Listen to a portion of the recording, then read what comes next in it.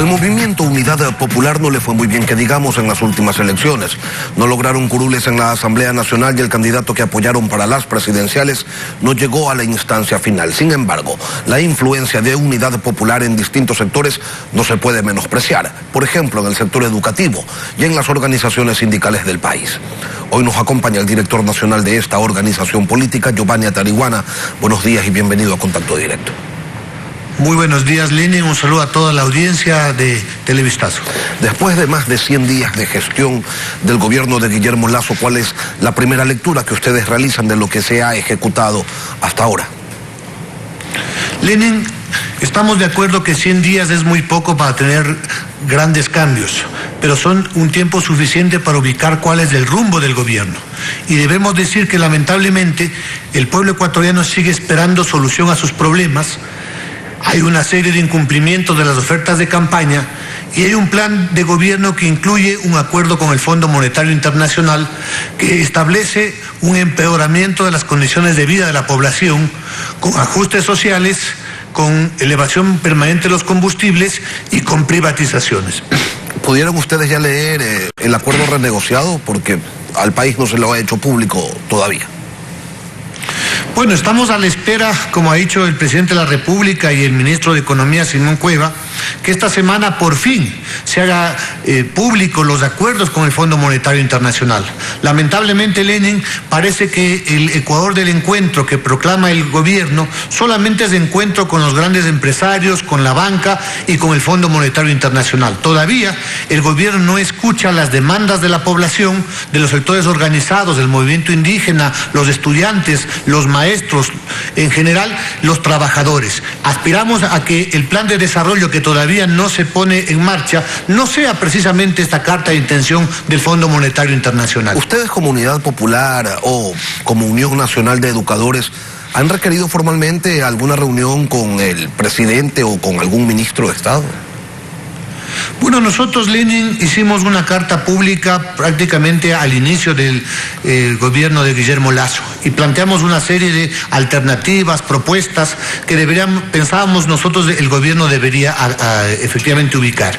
Debemos reconocer el tema de la vacunación, pero queda mucho por hacer en ese tema y nosotros de las alcaldías, prefecturas, vamos a seguir empujando ese tema.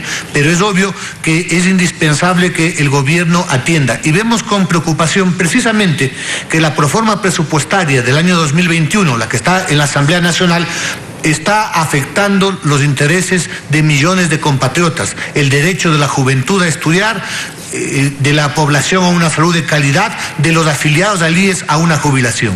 Ya vamos a ir a ese tema. Antes de abordarlo, sin embargo, quería preguntarle, Giovanni, el presidente ha dicho que se va a proponer que los costos de la vacunación y la logística lo paguen los que más tienen. ¿Están de acuerdo ustedes con eso? Nosotros hemos venido sosteniendo que la pandemia y en general la crisis deben recargar no sobre el pueblo ecuatoriano subiendo mes a mes el precio de los combustibles. Deben ser el sector más potentado, los que siguen ganando incluso en medio de la pandemia, los que deben aportar de manera importante. Empecemos, señor presidente Guillermo Lasso. Hay un informe de la CEPAL que habla de que hay una evasión tributaria de 7.600 millones de dólares. Esos evasores no son los pequeños comerciantes o los profesionales. Esos evasores están entre los grupos empresariales más poderosos, entre las transnacionales petroleras, eléctricas en este país. Ahí está la recuperación para invertir, no solamente en las vacunas, sino en la reactivación productiva. Es indispensable, por ejemplo, en una reforma tributaria, que el que más tiene más pague. Estamos de acuerdo.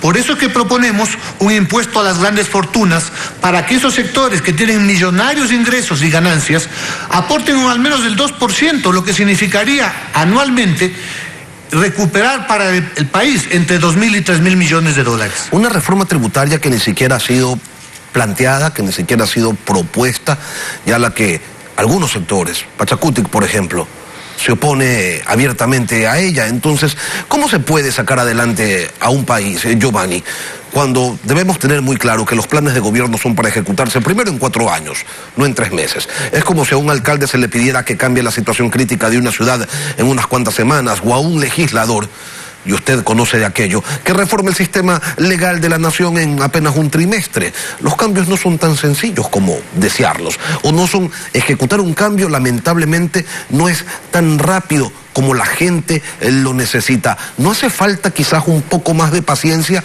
y esperar a que se presenten las propuestas para entonces sí, conociéndolas, saber si se las rechaza o se las respalda? Lenin, el tema es que el gobierno, por varios voceros, el presidente incluido, ya nos ha dibujado el rumbo. Por ejemplo, cuando habla en la proforma presupuestaria de reducir el tema de salarios en 700 millones, nosotros entendemos que no se trata de que van a bajar los salarios de los latisueldos, de los ministros, de los viceministros o asesores. Están hablando de seguir despidiendo en el sector público. Hemos visto las últimas semanas cómo médicos, enfermeras que estuvieron en el COVID han sido desvinculados del sistema de salud pública. Entonces hay líneas suficientes, pero adicionalmente hay temas que no necesitan sino decisión política. El precio, por ejemplo, de la saca de arroz que hoy está movilizando a los arroceros, es un compromiso de Guillermo Lasso en campaña. ¿Qué pasa con el tema de los productores de leche en toda la sierra ecuatoriana que reclaman precios justos y que efectivamente se prohíba la importación de suero de leche porque están quebrando esas economías? Es decisión política. Los maestros tuvieron que hacer una huelga de hambre para que la Corte Constitucional no escuche al presidente de la República que pidió que esas reformas a la ley sean declaradas inconstitucionales. Entonces, el pueblo tiene muchas urgencias. Hay hambre, hay desempleo, hay pobreza. Y obviamente eso requiere soluciones, no solamente discursos. Suena muy bien el Ecuador del encuentro, los zapatitos rojos del TikTok, pero lo que la gente quiere son soluciones, hechos y no palabras. Giovanni, se está olvidando de una, el 2%, la eliminación del 2% para los microempresarios también fue una propuesta de gobierno, solo requiere de decisión política y hasta el momento no se la ha ejecutado. Y lo peor no es que no se la haya ejecutado, sino es que no hay claridad sobre cuándo se va a ejecutar eso que se propuso durante la campaña electoral. Ahora, el presidente ha dicho que no se va a derogar el decreto que dispone un sistema de bandas para los combustibles mientras se estructura el sistema de focalización. La CONAIE dice que va a ir a las calles. Ustedes dicen que también van a salir a las calles. Le pregunto, Giovanni, ¿van en busca de reeditar las protestas de octubre del 2019? Lenin, cuando los gobernantes no escuchan a su pueblo, no dan soluciones, el pueblo tiene el derecho de hacerse escuchar. Y una manifestación democrática de expresar su desacuerdo con una medida que afecta, sin lugar a duda, a millones de ecuatorianos, que es la elevación mes a mes del precio de los combustibles. El próximo lunes amaneceremos con un nuevo precio del diésel y la gasolina.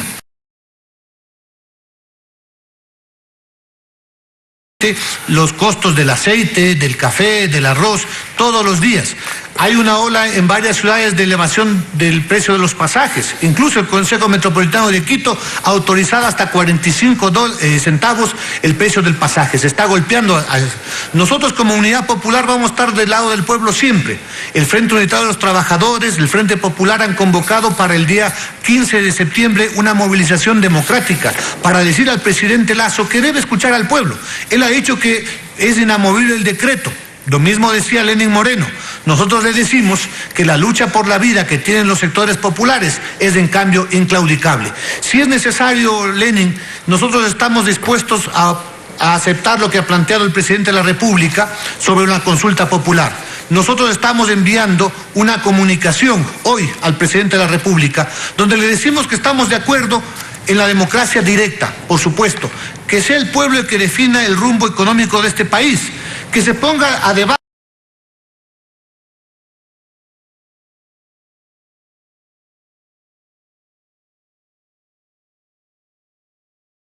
la privatización del petróleo, la electricidad, las telecomunicaciones, que el pueblo decida si va a preferir la defensa del agua por sobre la minería a cielo abierto, entre otros temas. Ahora, así como ustedes están pidiendo que se cumplan con las promesas de campaña y hacen referencia con mucha claridad a la eliminación del 2% para los microempresarios, a la entrega de créditos al 1% de interés a 30 años plazo, supongo que también exigen que se implemente la flexibilización laboral y que se apure un acuerdo comercial con los Estados Unidos. Lenin, hay que llamar las cosas por su nombre. La flexibilización laboral es precarización es sobreexplotación de los trabajadores. Y lo decimos con todas las letras. Aquí lo que se trata es una ley de oportunidades que ha anunciado el régimen, no para contratar, sino para tener libertad de despedir. Los ecuatorianos queremos trabajo y eso se consigue invirtiendo efectivamente en la banca pública para que haya crédito barato, para que se den determinadas facilidades a la pequeña y mediana empresa, no sobreexplotando a los trabajadores. Queremos salarios justos, estabilidad, seguridad social y obviamente tener un código paralelo es en principio inconstitucional. O sea que ustedes no quieren que el gobierno cumpla con lo que ofreció en la campaña, sino que cumpla con aquellas ofertas que coinciden con el proyecto político de Unidad Popular. Pero resulta, Giovanni, que el proyecto político de Unidad Popular no tuvo el respaldo de la gente y el de Guillermo Lasso sí. ¿Cómo resolvemos este conflicto? Lenin, Yacu Pérez estuvo en la segunda vuelta y fue el fraude el que lo dejó al margen y puso al candidato de la banca. En segunda vuelta no ganó un proyecto neoliberal, ganó la decisión mayoritaria del pueblo de salir de 14 años de corrupción y autoritarismo. En todo caso, insistimos, que el presidente Lasso llame a consulta popular y ponga a discusión nacional el plan de gobierno del Fondo Monetario Internacional y que sea el soberano, debatiendo si estamos de acuerdo con los despidos, con la flexibilización laboral, con las privatizaciones. Yo creo que el pueblo ecuatoriano, Giovanni, tiene suficiente conciencia de lo que eso significa. Y con esta actitud que tienen ustedes, sin haberse sentado hasta ahora ni una sola vez a dialogar con el gobierno, ¿no terminan haciéndole el juego precisamente a ese modelo que nos tuvo 14 años y que a ustedes los persiguió? ¿No le terminan haciendo el juego al correísmo? El que no escucha al pueblo, el que no da paso a la reunión con la CONAIE, con el Frente Unitario, con el Frente Popular, es el gobierno de Guillermo Lasso. Nosotros vemos cómo día a día se reúne con las cámaras, con Asobanca, con el Fondo Monetario Internacional, con las transnacionales mineras y petroleras. El tema, estamos de acuerdo en que debe haber efectivamente la posibilidad de que interactúe con los sectores de oposición, con el pueblo ecuatoriano, pero queremos que no sea un diálogo de sordos, sino un diálogo donde haya soluciones. Nosotros insistimos, vamos a ver, aspiramos que la Asamblea Nacional en estos días haga lo que corresponde frente a la proforma presupuestaria, la cual debe ser devuelta al Ejecutivo porque no solamente incumple la Constitución, no tenemos esa posibilidad, Giovanni, no pueden devolverla, simplemente pueden no aprobarla, pero eso va a entrar en vigencia. Está bastante claro qué es lo que puede y qué es lo que no puede hacer la Asamblea. Lo que queda definido es que no hay una unidad, no hay una mayoría a favor del gobierno y eso complica las cosas. El escenario se pone complicado más aún tomando en cuenta que existen muchas necesidades en el país. Lenin, más allá del tema que pase por el Ministerio de la Ley, es importante que la Asamblea haga respetar la Constitución y que sobre todo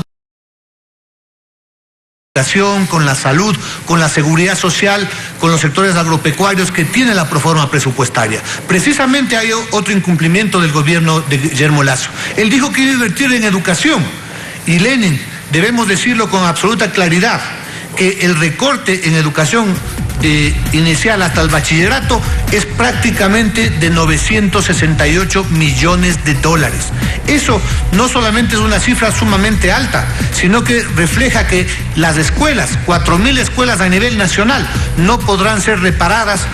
No habrá agua potable en las escuelas, los maestros tendrán congelados sus salarios, los programas para reinsertar a la juventud, a la niñez, que abandonaron en medio de la pandemia, no podrán ejecutarse. Eso viola flagrantemente la Constitución.